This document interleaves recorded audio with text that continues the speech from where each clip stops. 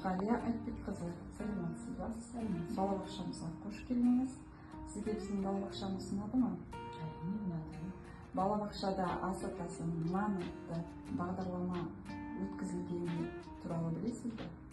Иә, әрине өткізіледі деп айтты. Өткізіліп жатқан кезде біз ата-аналар келіп қатыстық. Нан туралы, нанды қалай қастерлеу керек, наннан не жасалатыны, қандай тағамдар жасалатыны туралы балалар толық білімдерін кеңейтіп, молайтып, көп нәрселер, көп мәліметтер алды. Бағдарламамыз ұнады ма сізге? Көңіліңізден шықты ма? Көңілімізден шықты, ұнады. Әр топта әртүрлі ата-аналар келіп, әр топта әртүрлі тағамдар жасады. Бір топта бауырсақ жасады, бір топта печеньелер жасады. Біз үшін печеньелер бар ғой, сондай жасады. Бір топта пицца жасады. Қазіргі балалардың жақсы көретін тағамының бірі ғой. Сол өте көп тағамдардың түрлері жасалып, балалар жақсы әсер алып, өздерінің білімдерін толықтырып, наннан, ұннан не жасалатыны туралы көп мәліметтер алды. Ғалия ханым, жобадан қандай әсер алдыңыз? Және балалардың нанды қастерлеуі туралы түсініктерін қалай бағалар едіңіз? Жобадан өте жақсы әсер алдық.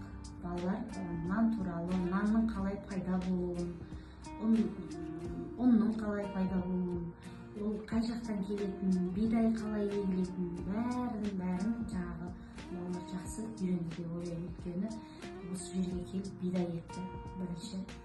Одан кейін ұн жасадық, диірменге апардық. Сөйтіп, одан кейін ұннан нан жасадық. Сөйтіп, соның бәрін пашагу дейді ғой, балаларға бәрін тәрбиеші үйретіп, көрсетіп, өте жақсы әсер алып қайттық. Өте жақсы. Балабақшада балалардың нан туралы алған білімін үй жағдайында қолданып көрдіңіздер ме? Иә, әрине. Үй жағдайында, мысалы, біз үйде жаңағы балама әкеліп қамыр илеттім. Өзім не жасап жатам, манты жасап жатам ба, ол да жасайды. Жайып жатам ба, қамырды, ол да жайып. Одан кейінгі заманауи дейді ғой, бургер дейді ғой, сонында пиццаларын, бургер жасадық, пицца жасадық. Нанды қалай пісіру керек екенін духовкаға салып, оны да жасап жатыр. Өзінің индивидуальный былай, өзінде біз не жасаймыз, сонымен жағаласып менімен жұмыс жасайды ғой. Нанды қалай қастерлеу керек екенін біледі. Нан тоқымын шашпаңдар, жерде жатса баспаңдар деп үйде айтып отырамыз. Теріп алып қастерлеп, деп айтып отырамыз үйде. Баланың нан өте қасиетті ғой, ең бірінші.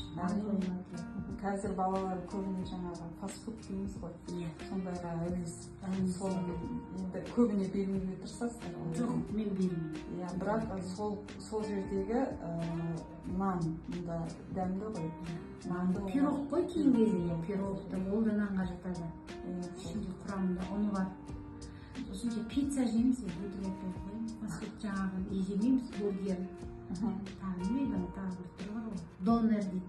Оны жемейміз, пицца жейміз.